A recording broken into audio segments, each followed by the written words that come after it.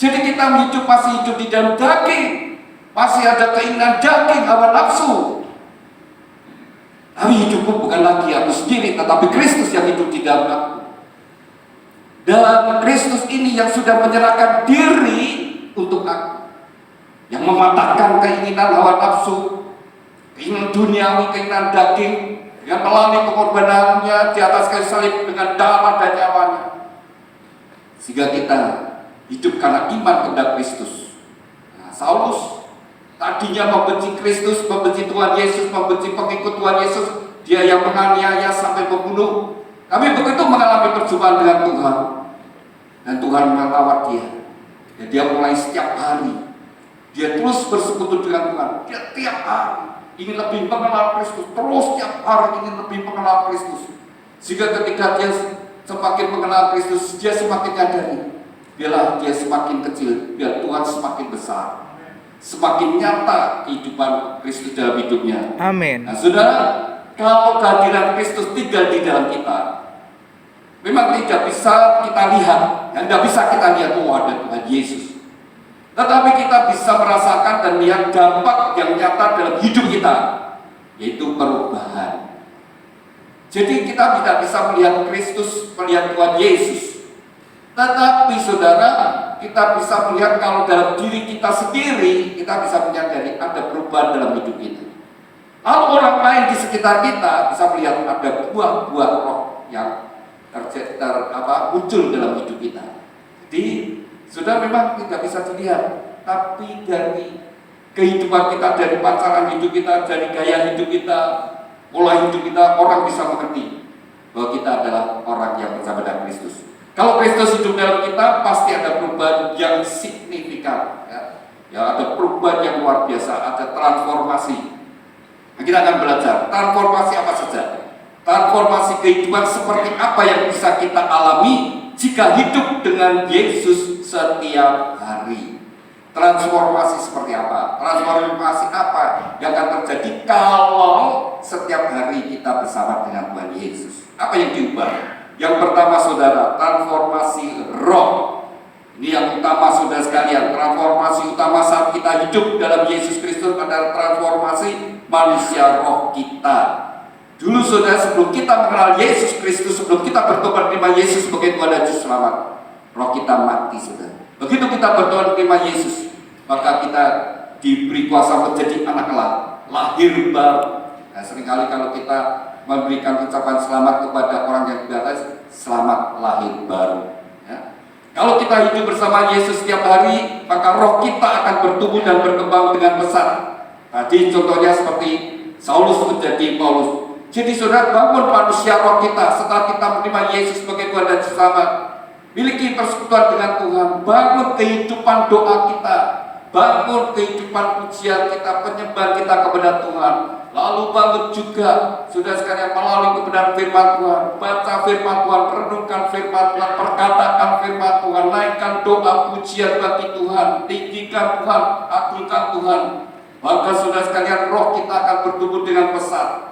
Kita bisa lihat sudah apa akibat kalau kita membangun manusia roh kita. Kisah Rasul pasal 16 ayat 18, belajar lagi dari Rasul Paulus.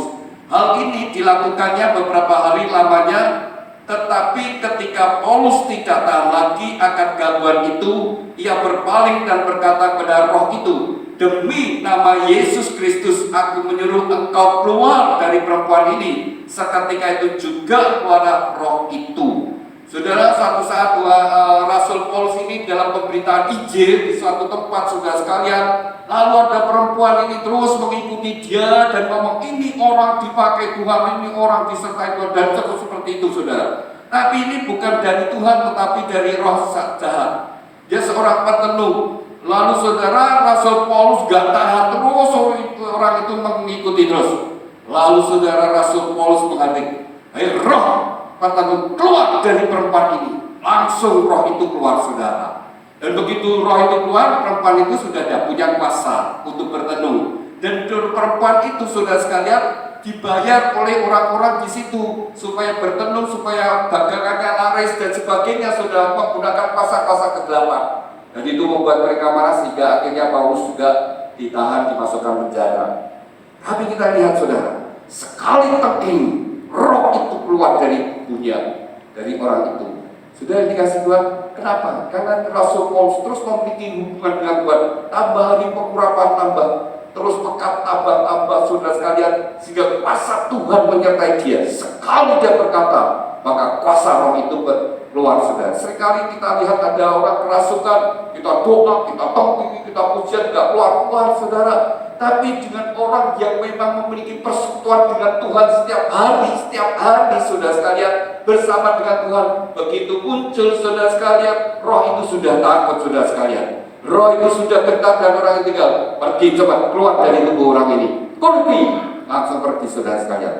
Karena otoritas lebih. Kenapa demikian? Karena setiap hari, bukan hanya seminggu sekali, setiap hari. Maka beda sekali saudara. Kekuatan rohnya, pengurapannya beda sekali. Besar saudara. Nah saudara sekalian, roh tertentu kalau di dalam bahasa Inggris itu digambarkan seperti ular piton. Ular piton itu ular yang memiliki kekuatan melilit. Maksanya kalau sudah dililit jangan harap bisa lepas saudara. Lilitannya begitu kuat sekali menghancurkan. Nah, mungkin saudara yang dikasih Tuhan hari-hari ini, mungkin saudara sedang dililit keuangan saudara. Mungkin juga karena salah dia mengelola keuangan atau terpaksa harus pinjam. Terjerat oleh pinjaman saudara. Terjerat oleh hutang atau terjerat dengan pinjol, pay letter. Nah itu saudara ya, hati-hati. Kita sudah belajar, saudara sekalian, sekarang ini bahasanya diperhalus senantiasa. Dulu kalau orang dikatakan kredit itu rasanya hutang ya saudara sekalian. Lalu dirubah lagi saudara sekalian, pay letter. Ya podo ya kredit itu saudara ya, sama saja bayar belakangan ya kok sama. Cuma gaya bahasanya, bayarnya belakang, ambil dulu, bayarnya belakang ya podo kredit saudara sekalian. Sama saja dengan hutang.